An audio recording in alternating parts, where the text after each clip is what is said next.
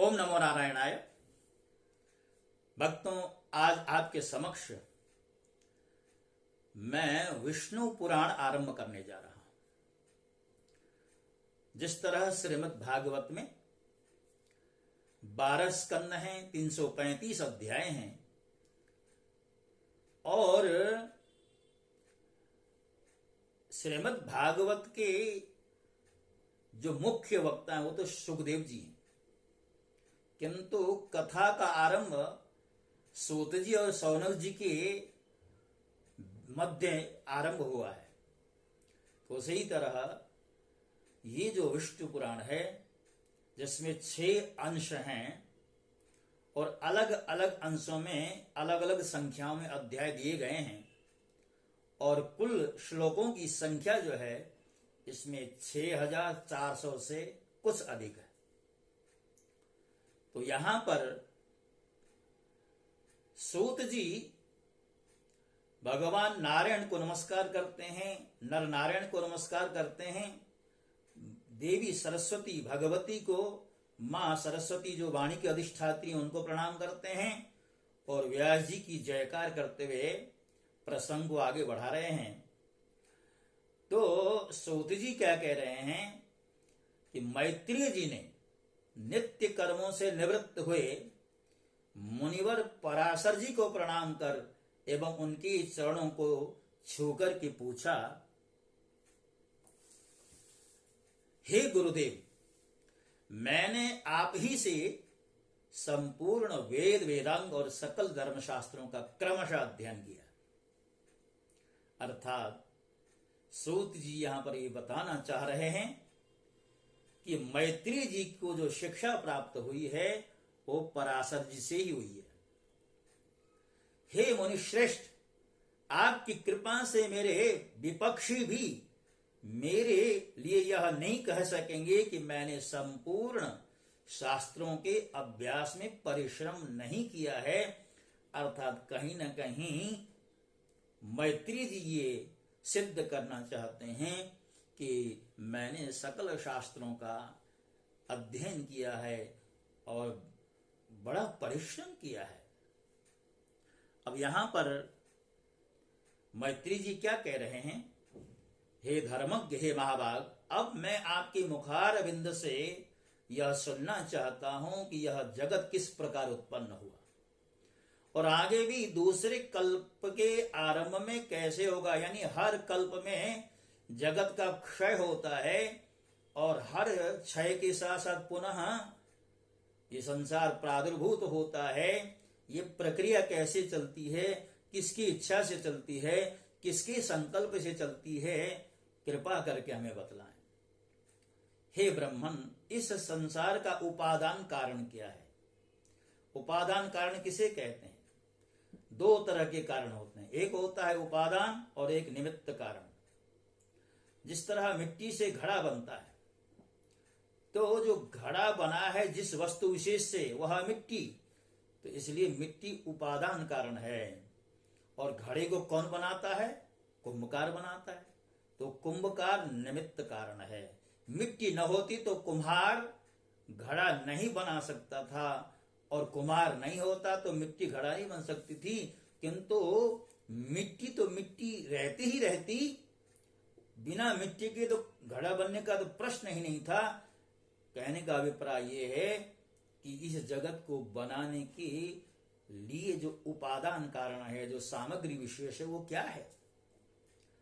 यह पहले किस में लीन था और आगे किस में लीन हो जाएगा?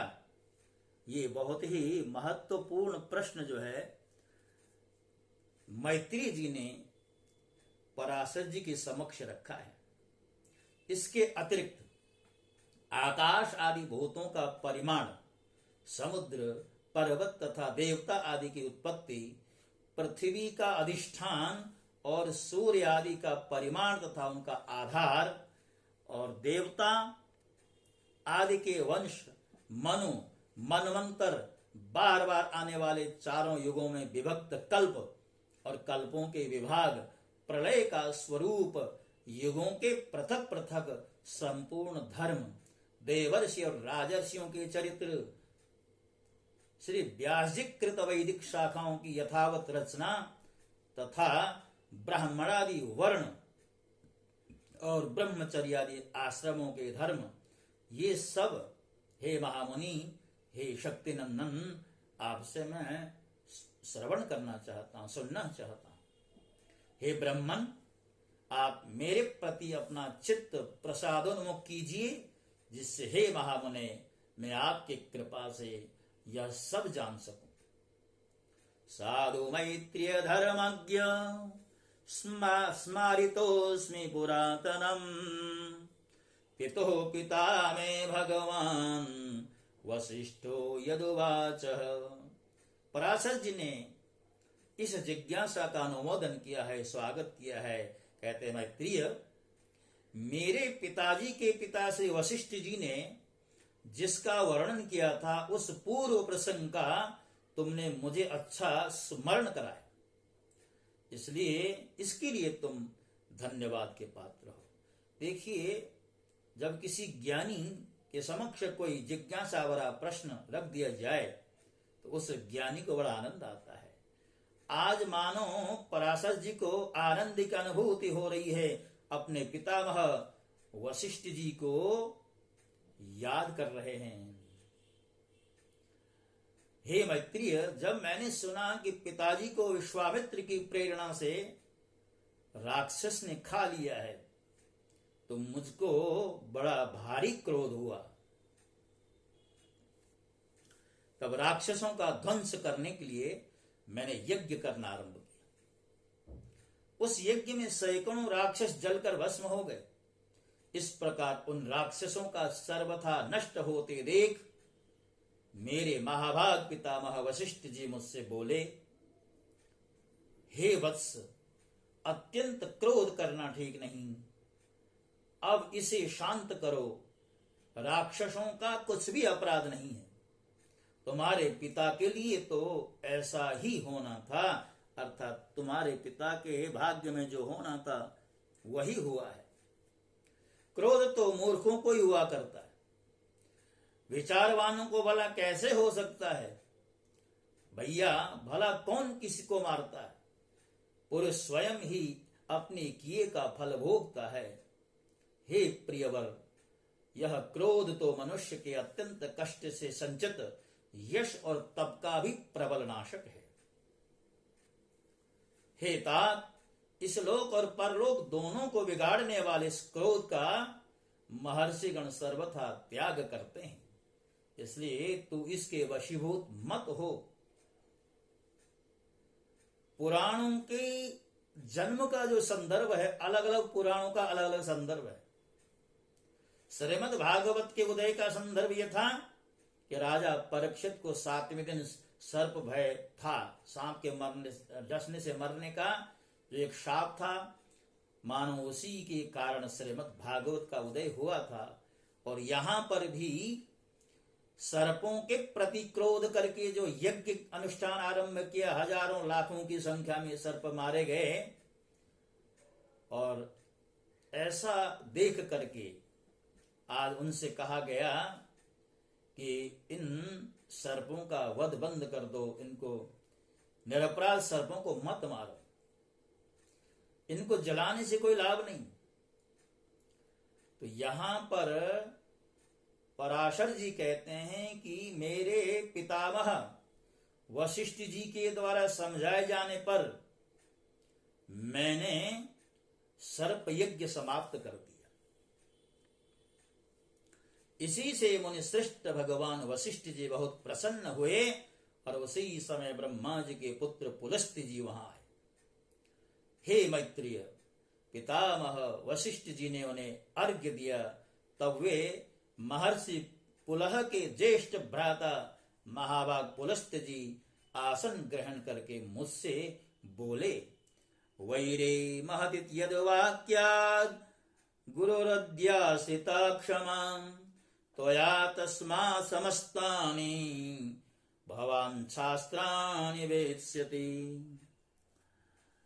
पुलस्त जी बोले, तुमने चित्त में बड़ा वैरभाव होने पर भी अपने बड़े बूढ़े वशिष्ठ जी के कहने से क्षमा स्वीकार की है, इसलिए तुम संपूर्ण शास्त्रों के ज्ञाता हो जाओगे। हे महाभाग, अत्यंत क्रोधित होने पर भी तुमने मेरी संतान का सर्वथा मूलोच्छेद नहीं किया, अतः मैं तुम्हें एक और उत्तम वर देता हूं तथा मेरे प्रसाद से तुम्हारी निर्मल बुद्धि, प्रवृत्ति और निवृत्ति, भोग और मोक्ष के उत्पन्न करने वाले कर्मों में निस्संदेह हो जाएगी। पुलस्त्य जी के इस तरह कहने के अनंतर फिर मेरे पितामह भगवान वशिष्ठ जी बोले, पुलस्त्य जी ने जो कुछ कहा है वह सभी सत्य होगा। हे मैत्रेय, इस प्रकार पूर्व काल में बुद्धिमान वशिष्ठ जी और पुलस्त्य जी ने जो कुछ कहा था वह सब तुम्हारे प्रश्न से मुझे स्मरण हो आया है। अतः हे मैत्रेय, तुम्हारे पूछने से मैं उस संपूर्ण पुराण संहिता को तुम्हें सुनाता हूं। तुम उसे भली प्रकार ध्यान देकर सुनो। यह जगत विष्णु से उत्पन्न हुआ है, उन्हीं में स्थित है, वे ही इसकी स्थिति और लय के कर्ता हैं तथा यह जगत भी वे ही हैं। अर्थात जिस तरह किसी भी कार्य के होने में दो कारण होते हैं, एक निमित्त कारण है, एक उपादान कारण है, और यहाँ पर पराशर जी कह रहे हैं, मैत्रेय जी, इस जगत जो बना है उसके निर्माण में उपादान कारण भी भगवान ही हैं, और जिनके द्वारा ये जगत बना है उसके निमित्त कारण भी भगवान हैं। कि जिस तरह सुवर्ण का कोई आभूषण बनता है तो आभूषण के बनने में सुवर्ण की महती आवश्यकता होती है, लेकिन खाली सोना होने मात्र से आभूषण की आकृति सोना नहीं ले सकता। उसकी आकृति देने वाला तो स्वर्णकार होता है। तो उसी तरह ये जो जगत है इसके निमित्तोपादान कारण भगवान नारायण ही हैं। तो जैसे वाल्मीकि रामायण की रचना के पीछे घटना घटित हुई थी, नारद जी की प्रेरणा से वाल्मीकि जी ने किस तरह वाल्मीकि रामायण की रचना आरंभ की थी, जिस तरह वेदव्यास जी अनेकों पुराणों की रचना के बाद वेदों का विभाग करने के पश्चात भी अशांत चित्त थे, नारद जी की प्रेरणा से उन्होंने श्रीमद् भागवत की रचना की थी।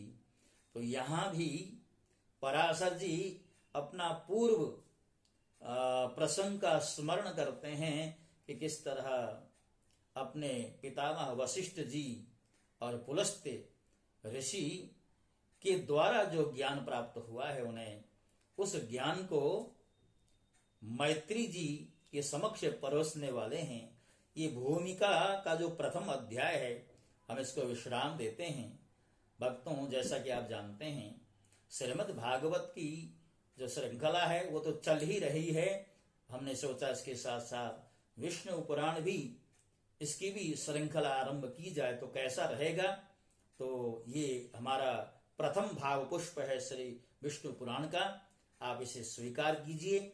और जैसा कि हम बार बार आपसे निवेदन करते हैं, हमारा चैनल अभी बाल्यावस्था में है, ये आगे बढ़े, ये बड़ा बन जाए तो भागवत आदि जो पौराणिक ग्रंथ हैं उन सभी ग्रंथों को एक एक करके श्रृंखलाबद्ध तरीके से उन सभी ग्रंथों के जो भाग हैं वो आपके समक्ष रखे जा सकें। इसमें आपके सहयोग की महती आवश्यकता है। तो इन्हीं प्रार्थनाओं के साथ साथ मैं आज अपने इस प्रसंग को विश्राम देता हूं। और एक बार पुनः चैनल को सब्सक्राइब स्वयं भी करें, अन्यों से भी करवाएं। इसी के साथ साथ जय श्री कृष्ण। ओम नमः।